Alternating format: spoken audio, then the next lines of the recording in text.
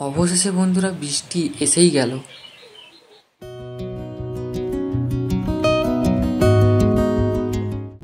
নমস্কার সবাইকে বন্ধুরা, আরেকটি নতুন ভিডিওতে সবাইকে স্বাগত। বন্ধুরা, এই বৃষ্টির মধ্যে নয়নতারার কি অবস্থা এবং সবার বাগানে কি অবস্থা আমাকে প্লিজ কমেন্টে জানিও। আজকের আমার মূল ভিডিও হচ্ছে যার উপরে, সেটা হচ্ছে কি নয়নতারা। হ্যাঁ বন্ধুরা, ঠিকই শুনছো, নয়নতারা হচ্ছে এমন একটি ভেষজ এবং একটা ঔষধি গাছ যেটা আমাদের বাগানে অত্যাধিক সুন্দর ফুলে বাগানটাকে সারা বছর সব সময়, বৃষ্টি হোক কিংবা রোদ, আমাদের বাগানকে সবুজ করে রাখে এবং ফুলে ভর্তি করে রাখে। এছাড়া এর যেমন ঔষধি গুণও আছে, তেমন এর বাগান পরিচর্যা কম আছে, যার সাহায্যে একে আমরা খুব কম পরিচর্যায় ঔষধি এবং সুন্দর একটা ফুলের গাছও পেতে পারি। তো এই গাছকে আমরা কিভাবে বাড়িতে খুব কম পরিচর্যায় সুস্থ সবল এবং একটা গ্রোথ সম্পন্ন গাছকে ছাদ বাগানে করতে পারবো এবং কি সার এখানে আমরা প্রয়োগ করব এবং কি পরিচর্যার মূল দরকার, সেটা আমি আজকে আলোচনা করব। তো এই গাছ প্রথমে আমরা জানবো কি করে একে আমরা বাগানে আনবো। প্রথমে বন্ধুরা, যদি কোনো গাছ থেকে থাকে ওইখানে আমরা ওই গাছ থেকে আমরা ডাল কাটিং করে লাগাতে পারি। এছাড়া নার্সারি থেকে কিনে নিয়ে এসে লাগাতে পারেন। এছাড়া আপনি এই গাছের ফুল হওয়ার পর ওই ফুলের নিচের অংশটায় বীজ রূপান্তরিত হয়। এই যে দেখতে পাচ্ছ, আমি হাত দিয়ে রেখেছি, এই যে বীজটা তৈরি হয়, এখান থেকেও আমরা নতুন গাছ তৈরি করে নিতে পারবো। আর এখানে আমরা যে গাছটাকে পরিচর্যার কথা যদি বলি, পরিচর্যায় একে আমরা যদি ছোট একটা গাছ থেকে, আমি একজনের কাছ থেকে নিয়ে এসেছিলাম গাছ, ওইখানে আমি দু ধরনের গাছ লাগিয়েছি। যেখানে এটা দেখতে পাচ্ছ ছোট চারা, যেখানে আমি ছোট চারা বলেই এই উপরে ডালগুলিকে পিঞ্চিং করে দিয়েছি, যার সাহায্যে আমরা নতুন গাছটিকে ঝাঁকড়া এবং একটা ঝোপালো গাছে রূপান্তর করতে পারি।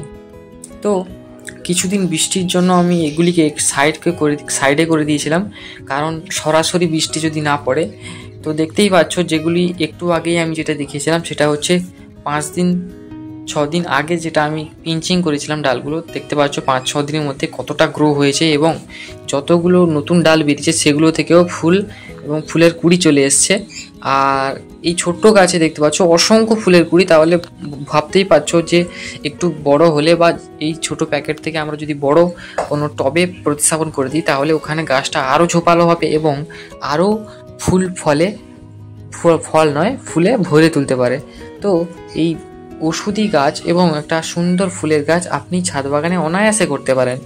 তো এরপর আমরা এখানে কি সার প্রয়োগ করব বন্ধুরা, এখানে আমরা 10-26-26 কিংবা NPK যদি ব্যবহার করি, তাহলে অনায়াসে এই গাছে সবুজ ধরে রাখতে পারবে এবং প্রচণ্ড ফুলে সারা বছর ফুল পেতে পারবে সবাই।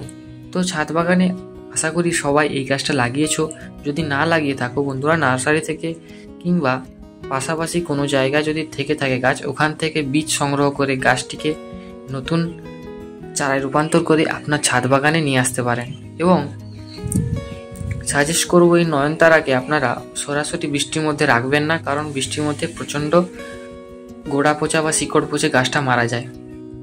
এছাড়া আর কিছু আমি দেখাচ্ছি, যেটা হচ্ছে কি আমি ছাদে লাগিয়েছিলাম পুঁই শাকের গাছ, যেটা দেখতে পাচ্ছ ছাদের ওপর কিছু সবজি শাক এগুলো লাগানো হয়েছে। পুঁই শাক যেটা দেখতে পাচ্ছ, আর এখানে থানকুনি পাতা দেখতেই পাচ্ছ, যেটা একটা খালি লাগিয়েছিলাম, একটা গোড়া। দেখতে পাচ্ছ অনায়াসে এই বৃষ্টিতে গাছগুলো বেড়েই চলেছে।